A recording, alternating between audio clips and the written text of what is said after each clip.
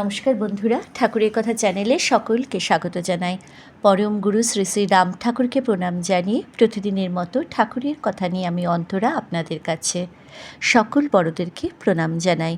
বন্ধুরা সকলে খুব ভালো থাকবেন, সুস্থ থাকবেন। আজকের ঠাকুরের কথা রামভাই স্মরণের গ্রন্থ থেকে ভক্তপ্রবর শ্রী ফণীন্দ্র কুমার মালাকারের কথাই আপনাদেরকে শোনাব। গত কয়েকদিন ধরে রামভাই স্মরণের গ্রন্থ থেকেই আপনাদেরকে শোনাচ্ছিলাম। গত পর্বের একটি কথা আজ আবার বলছি। ঠাকুরের কথায় আমরা জানতে পেরেছিলাম ব্রহ্মের দিক বিদিক নেই, ব্রহ্ম কিন্তু সর্বদিকে বিরাজ করেন। সেই মতে ঠাকুরের মত অনুযায়ী আমাদের যেদিকে ঠাকুরের বিগ্রহ স্থাপন করে পুজো করতে ইচ্ছা হয় সেদিকেই কিন্তু আমরা করতে পারি। সরলতা একাগ্রতা দিয়েই ঠাকুর ব্রহ্ম লাভের কথা বলেছেন। যাক, আজকের ঠাকুরের কথা আমি তার পরের থেকে আমি আপনাদেরকে শোনাচ্ছি। সঙ্গে থাকুন। শুরু করছি আজকের ঠাকুরের কথা ফণীন্দ্রবাবুর কথায়। আজ মাঘী সংক্রান্তি। আমরা প্রতি সংক্রান্তিতে সত্যনারায়ণ পূজা দিয়া থাকি। ফেনী শহরের অনেক গুরুভ্রাতা আসিয়াছেন। বাড়ির ভিতর অঙ্গনে প্রদেশে পূজা ও কীর্তন আরম্ভ হইল। মধুদা কীর্তন করতেছিলেন। মধুদার গলায় আওয়াজ শঙ্খধ্বনির ন্যায় বাহির হইত। ঠাকুর তাহার কীর্তনের প্রশংসা করিতেন। পূজা সমাপ্ত হইতে মধুদা রামেশ্বরী সত্যনারায়ণ পাঁচালী পাঠ করিলেন। পাঁচালী পাঠ শেষ হয়েছে এমন সময় বিধুদাসহ লাঠি হাতে ঠাকুর আসিয়া পূজাস্থানে দাঁড়াইলেন। মধুদা হরিধ্বনি দিয়া উঠিলে সকলে ঠাকুরকে দেখিয়া হর্ষ উৎফুল্লভাবে ধ্বনি দিলেন। বর্দা ও বিধুদা ঠাকুরকে দোতলায় লইয়া যাইতে চাইলে ঠাকুর বলিলেন, নূতন দালানে নিয়া চলেন, ওইখানে আমার জন্য এক প্রকোষ্ঠ নির্দিষ্ট আছে। তাহারা ঠাকুরকে ওই ঘরের দিকে লইয়া চলিলেন। আমিও ঠাকুরভাই তাড়াতাড়ি দোতলায় যাইয়া ঠাকুরের বিছানা আদি আনিয়া সেই ঘরের খাটে পাতিয়া দিলে ঠাকুর বসিলেন। সত্যনারায়ণের প্রসাদ গ্রহণ করিয়া গুরুভ্রাতা ভগ্নীগণ ঠাকুর প্রণাম করিয়া বাহিরে আসিলেন। আমরা দুই ভাই বিধুদাকে দেখিয়া প্রণাম করিয়া ঠাকুর আনার সংবাদ জানতে চাইলাম। তিনি বলিলেন, আমি আসিবার একদিন পূর্বে ঠাকুরকে আমার সঙ্গে আসিতে বলায় তিনি এখানে আসিয়াছেন, বলিয়াছেন এখানে কি কাজ আছে। পরদিন বিধুদা যাইয়া ঠাকুর প্রণাম করিলে ঠাকুর বিধুদাকে বলিলেন, 10ই ফাল্গুন শ্যামবাবু, যোগেশবাবু, অখিলবাবুকে লইয়া এখানে আসবেন। তাদের নিয়ে 10ই ফাল্গুন আসব, এই বলিয়া বিধুদা রওনা হইয়া যান। রাত্রিতে ভোগের পর ঠাকুর আমাদের পরিবারের সকলকে ডাকিয়া আনবার আদেশ দিলে সকলে আসিয়া ঠাকুরের নিকট উপস্থিত হইলাম। ঠাকুর বলিলেন, শচীনবাবু, আগামীকাল আপনি আমার আদেশ জানাইয়া শুভময়বাবু, উপেন্দ্রবাবু, নরেন্দ্রবাবু, রানীবাড়ি ক্ষিতিবাবু, পৃথ্বীমপাশা জ্ঞানবাবু, ভৈরব নলিনীবাবু, ঢাকার সুরেন্দ্রবাবু, মাধববাবু, সুদামবাবু, কুমিল্লার রাজেন্দ্রবাবু এবং উপেন্দ্রবাবুরে 10ই ফাল্গুন আমার সঙ্গে এখানে দেখা করতে পত্র লেখা দেন। কলকাতার ডাক্তারবাবুরে টেলিগ্রাম কইরা দেন আমার সঙ্গে যেন 8ই ফাল্গুন দেখা করেন।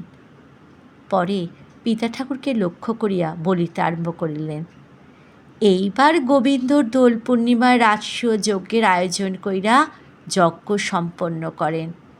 আপনেরা সকলে আমার কথা মন দিয়া শুনেন, শুই না সেই মতো কাজ করবেন, নতুবা যজ্ঞ সম্পন্ন হইব না।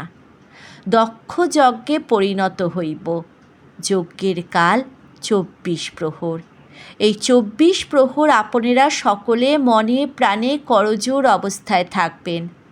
হাত দুইটা শুধু জোর কইরা রাখলে করজোড় হয় না, মনেরে প্রাণের সঙ্গে জোর কইরা রাখাই প্রকৃত করজোড়। যজ্ঞের 3 দিন 3 রাত কারেও কুবাক্য বলবেন না। পশু পাখি জীব জন্তু মানুষের সঙ্গে দুর্ব্যবহারও করবেন না। যদি ভয়ঙ্কর অন্যায় অথবা অনিষ্টও করে তবুও মুখ বুইজা সহ্য কইরা থাকবেন। কোনো প্রাণীর ওপর রাগ দেখাইবেন না। সকলের সাথে মধুর ব্যবহার করবেন। আপনে গড়ে নানাভাবে উত্তেজিত করতে চেষ্টা কইরা যজ্ঞ পণ্ড করতে চেষ্টা করব। আমি আশীর্বাদ করি, আপনারা সকল অবস্থা ধৈর্যের সঙ্গে সহ্য কইরা যজ্ঞ সমাপ্ত করেন। এই বলিয়া ঠাকুর চুপ করিলে পিতা ঠাকুর উঠিয়া প্রণাম করিতে করিতে নিবেদন করিলেন, একমাত্র শ্রী গোবিন্দ ভরসা। প্রত্যেকে ঠাকুর প্রণাম করিলেন। প্রতিদিন নামপ্রার্থী আসিয়া নাম লইয়া যায়। 9 ফাল্গুন বিভিন্ন জায়গা হইতে বহু ভক্ত আসিয়া ঠাকুরকে প্রণাম করিলেন। পরদিন সকাল 8টায় শ্যামদা আসিলেন। সকলেই ঠাকুরের শ্রী পাদপদ্মের কাছে বসিলেন। তখন আমিও খাতা ও কলম লইয়া বসিলাম। ঠাকুর বলিলেন, কেন আপনি গড়ে ডাইকা পাঠাইছে শুনেন?